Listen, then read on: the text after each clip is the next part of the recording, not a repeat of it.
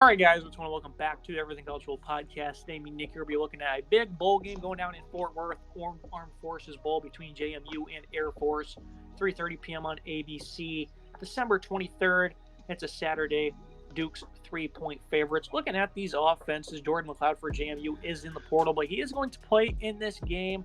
This is a guy that was, of course, at Arizona and USF. Finally finds a home here. The Tampa native has been terrific. It's kind of a sluggish start to the season. I even ran him in, DraftKings week 2, and he didn't perform all that well. Then after that, after the first 3 games, he exploded. He completely took off through the air, 3,400 yards, 32 touchdowns, 9 interceptions. He's also had 311 and 8 scores rushing. McLeod has just taken this role head on, ever since the month of September. And he's got some nice weapons to get it done. 2,000-yard receivers in Elijah Surratt and Reggie Brown. They also have a combined 17 touchdowns as well, 74 receptions for Surratt, 51 for Brown. Phoenix Sproles, 47 grabs for, a modest 387 and 3 touchdowns. Tight end Zach Horton, he is in the transfer portal. Not sure if he's going to play in this one. We'll assume he probably won't. But regardless, they have a nice, productive trio pass catchers here, Nick. And McLeod playing. Big news. And if he wasn't, they would probably be major underdogs. If McLeod wasn't playing, this team would certainly be in a lot of trouble here. McLeod most likely going to stay in the portal and follow his head coach, Craig Signetti, to Indiana. That's what I would guess at this point. But for now, McLeod stays in. Probably a point of pride thing. I think, JMU fought hard. They filed a bunch of legal paperwork. The Attorney General of Virginia was filing court orders and things like that to get this team in a bowl game. It ended up not really being an issue because there wasn't enough bowl-eligible teams. So JMU and Jacksonville State got to go in despite being in that transition period that the NCAA still has for some reason, which doesn't make any sense. But I bet you McLeod's playing because it's a point of pride for the program. This is a program that had a great season under Signetti before he left. They were ranked in the top 25. They had game day on campus, a great atmosphere in year 2 since jumping up from the FCS level where they were a dominant historical program. McLeod's a great quarterback, a good leader, 69% comp rate, 3,400 yards, 32 touchdowns, 9 interceptions. Great numbers for McLeod. He's a really good leader in that backfield. He's a very solid quarterback in the pocket. He has 8 rushing touchdowns as well and 300 yards on the ground in limited attempts. So solid numbers all over the board for this guy. Elijah Surratt is a fantastic wide receiver, and Reggie Brown, 2,000-yard receivers, is fantastic. Surratt, 1076, 14.5, and 8 scores. Brown, the more efficient with the 19.8 yards per grab on the 1,010 yards, plus 9 scores. Phoenix Sproles is a good player to have there as another option. He is 387 yards receiving and 3 scores. Horton, if they miss him, that's kind of a big loss because he is a decent-sized tight end with 6 touchdowns on limited grabs.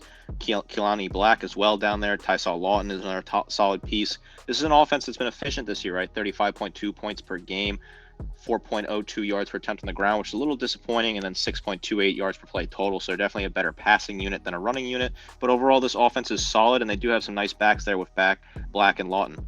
Yeah, both of those backs have 550-plus yards. Only a combined 6 touchdowns, though. 4 yards per attempt, only 43 yards per game. So this certainly isn't the greatest rushing offense up front. The tackle position's been a big issue for him.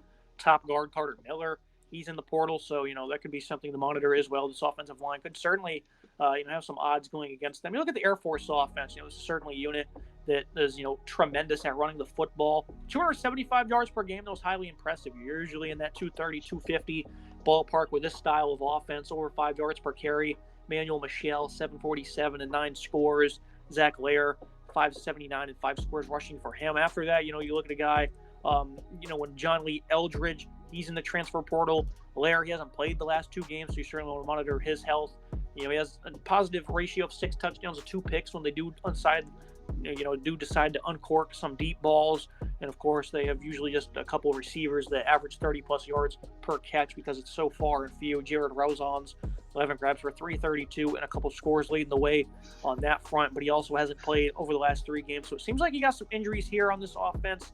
Obviously, the quarterback position in these triple option attacks is major when it comes to, football IQ and decision-making, all that. Looks like he's going to be returning to practice, though, so I think Lair will be playing in this game. It seems like he's motivated to do so. His rushing game is phenomenal, Nick. What do you expect against a really good run defense? Lair is a fantastic leader. Like you said, when you're a quarterback in a triple option scheme that these academies tend to run, it's not about the accuracy. It's not about being a player, a traditional quarterback. It's about having high football IQ and great decision making in the option. Natural born leader. That's why these academies can produce these type of players that are leaders on and off the field. And their quarterback this year is no exception. He's a fantastic leader in the locker room, a great player, really solid in interviews, and a solid player on the field. The passing stats, I'll go through them, but they're really not super important, right? The 60% comp rate, 744, 6 touchdowns, 2 picks. It doesn't really matter when you think about it. It's really about what this team can do on the ground, and they are very efficient on the ground. The stats do back that up. 275 per game is a solid number, certainly for this offense. 5.04 yards per attempt on the ground, 5.78 yards per play, 27.6 total points per game is the average.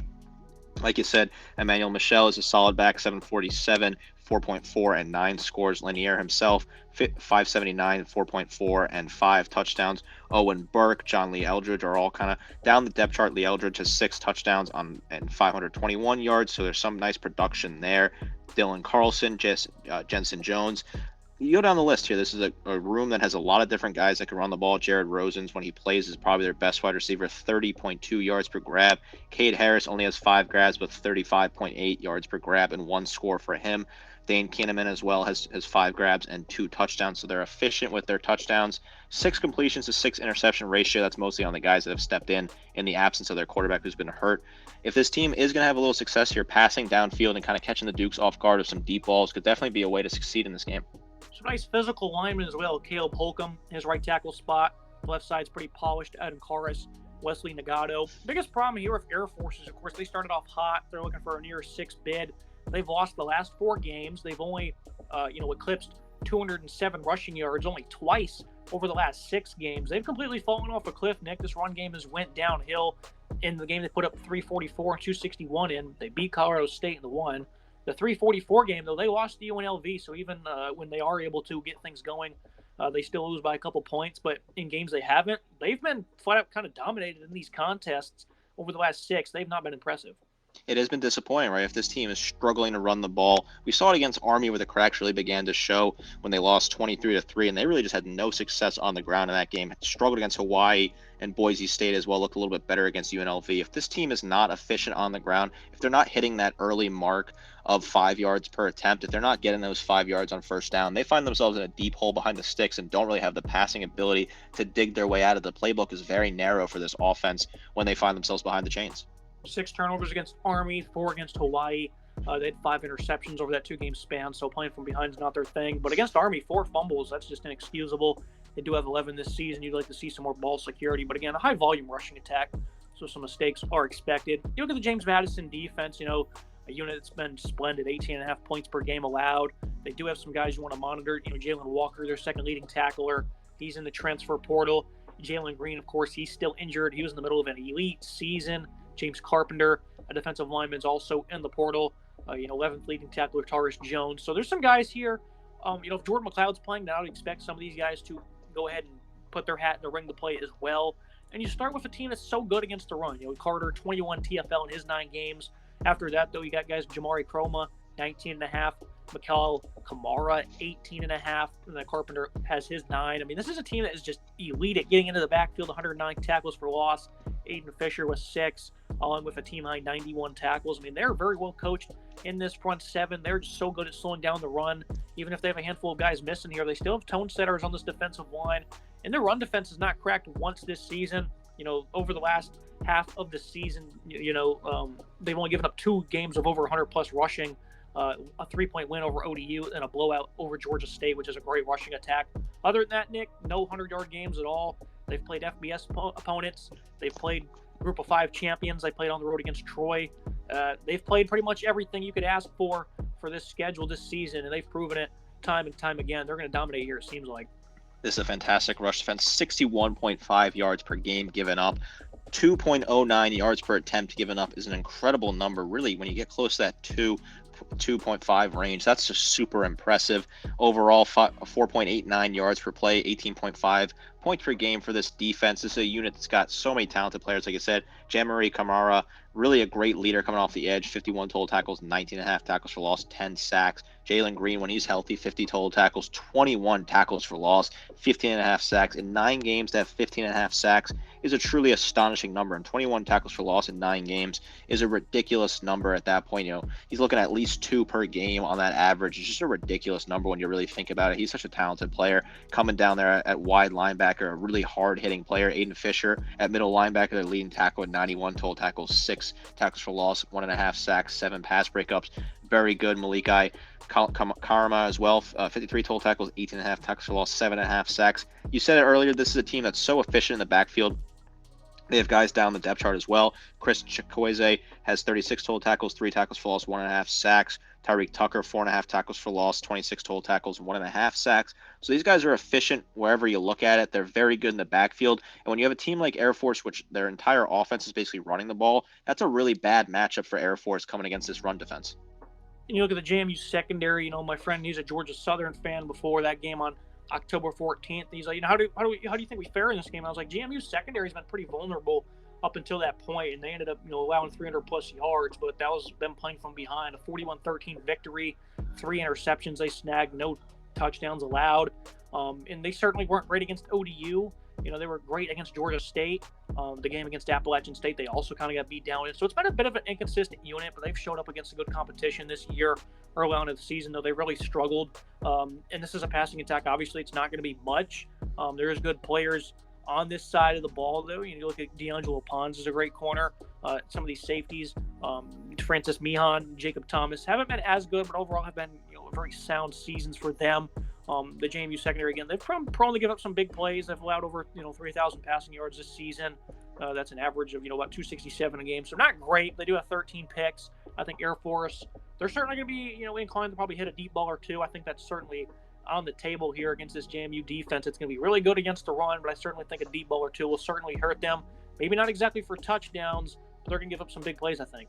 This is certainly one thing if you want to pinpoint a weakness for the team and nitpick something out here. It's definitely the secondary. They're not fantastic. They struggle at times. They're great with the interceptions, right? 13 picks to 16 touchdowns given up, but there are some issues there on the secondary. Like you said, they gotten beat in certain areas. Freshman D'Angelo Pons has been a really solid piece for this team. 50 total tackles, 2 picks, 13 pass breakups. He's really good in coverage, but then again, he's a true freshman being thrust into that spotlight, so that is definitely a difficult thing to have. Lots of room to grow for him. Chauncey Logan's a sophomore. He's having a good season. 42 total tackles, 6 pass breakups, and a pick for him.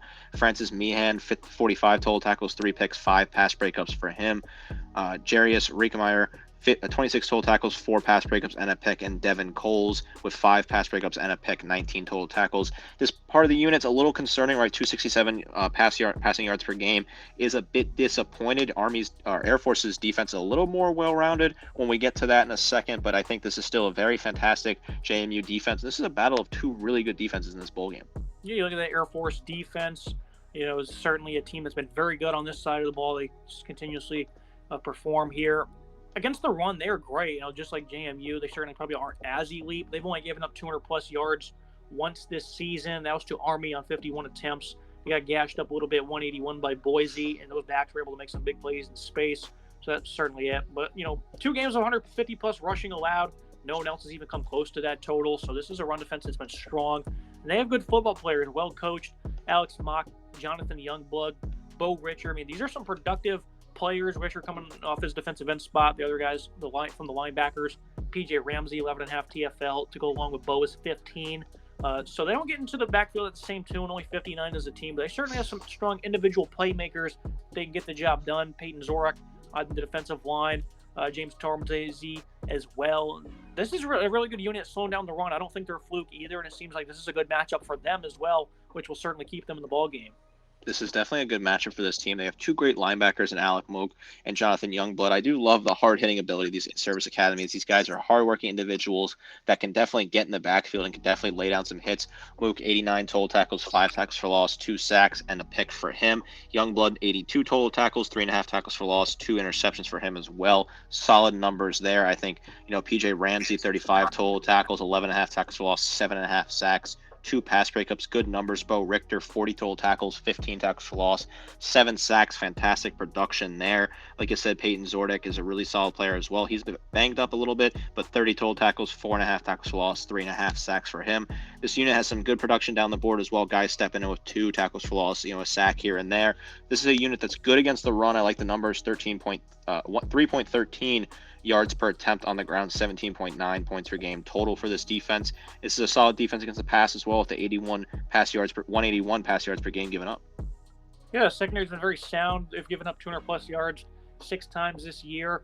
And I think it's pretty impressive what they've been able to accomplish because, they don't practice against this style by any means. Safety Trey Taylor ended up winning the Jim Thorpe Award. I mean, highly impressive stuff. Again, they don't practice against this. So for him to be able to showcase ball skills and instincts, great open field tackler as well. I mean, that's highly impressive for them to be able to accomplish that. Jaden Goodwin, another strong safety, been very solid for them. Jalen Ferguson, some very solid players in the back end here. Again, the biggest problem, though, is that they don't practice against this, Nick. And I think with 2,000-yard receivers coming to your town here, they're going to meet you in Fort Worth. It seems like they're probably going to get exposed a little bit. I think they'll certainly have some troubles through the air. But Taylor, man, Jim Thorpe Award winner for this style of offense they practice against, highly impressive. Extremely impressive that Taylor won the Jim Thorpe. He's a fantastic player. 71 total tackles, 4.5 tackles for loss, 4 pass breakups, and 3 picks. Great numbers. Jaden Goodwin's another good leader. 69 total tackles, 5 pass breakups for him. I like that. Jamari Bellamy, 29 total tackles, 4 pass breakups, and a pick. Jalen Ferguson, 2 pass breakups, a pick, and 37 total tackles. Trey Williams, 33 total tackles, 4 pass breakups. I'm not as concerned with the pass defense in this matchup. I think they do have some potential to succeed. 4.85 yards per play total. They might find success against this JMU offense, and if that's going to be the case to win this game, I think the Air Force's pass defense has to stand strong and have a good day. I think it's very possible. We'll just see how likely it is. Final thoughts and the prediction, for JMU. Jordan McLeod's the difference maker, and I think this run D figures to dominate, even if some of their top guys aren't going to be playing in this contest. For Air Force, they might be able to sneak a big pass or two behind them. You've got to stay ahead of the sticks. That's the nature of their rushing attack. I feel like JMU might just blow them out in this game because the Air Force defense, they're good against the run, but JMU doesn't really care to run the football all that successfully. I think there's going to be a lot of space given up to these receivers, and I think they're going to get picked apart in the secondary. But Air Force is a tough out. Again, they've lost 4 in a row in pretty, disappointing fashion. I mean, these games really have not even been that close, especially, the losses to Hawaii and Army. I just don't think they're going to bend over here and just be completely dominated. Again, I do think they'll be able to sneak some passes behind them. I think they'll have a drive or two that are successful, and in doing so, they'll take off some clock as well. So this is kind of a bold prediction with Air Force being able to put 20 points up in this game and only losing by 4. I think JMU, again, can win this one by a lot. But I certainly think the JMU is going to look to try to control a little bit of clock themselves. So I think this will be a close game. The spread indicates that as well. Might see a blowout, but I think for the most part, we should see a close contest here with the Dukes on top. I'm on board with you with a close contest. I think this is a great matchup between two programs that are heading in the right direction. Air Force had 2 10-win seasons in a row prior to winning 8 games this season. Troy Calhoun continues to be a legendary coach for them. He's been there since 2007. He has really led them in a great direction after a pretty poor COVID year. They were 11-2 in 2019 as well. So he's been really solid at getting a lot out of his guys. They've won 4 straight bowl games. Beg your pardon. So that's something interesting to note as well. Then JMU, they made the jump up from the FCS level. I kind of questioned it. I thought they might stay like North Dakota State and try to continue to dominate and get back to winning a national championship. But Signetti and them jumped up. They were 8-3 last year. They're 11-1 this year. The darlings of the media this year had game day on campus. All that. Signetti leaves, but they got Bob Chesney coming in at some point. They're going to have a interim head coach for this game. McLeod playing is a big difference maker. This is a must-watch game, in my opinion, between two programs that are very exciting for the future of college football. I like JMU in this one, and a bit of a close game here. Low-scoring affair, but I think JMU has just enough on offense to get the job done. One of the top games on the slate, no doubt. Yeah, for today's episode, make sure you guys like, comment, subscribe. See you next time.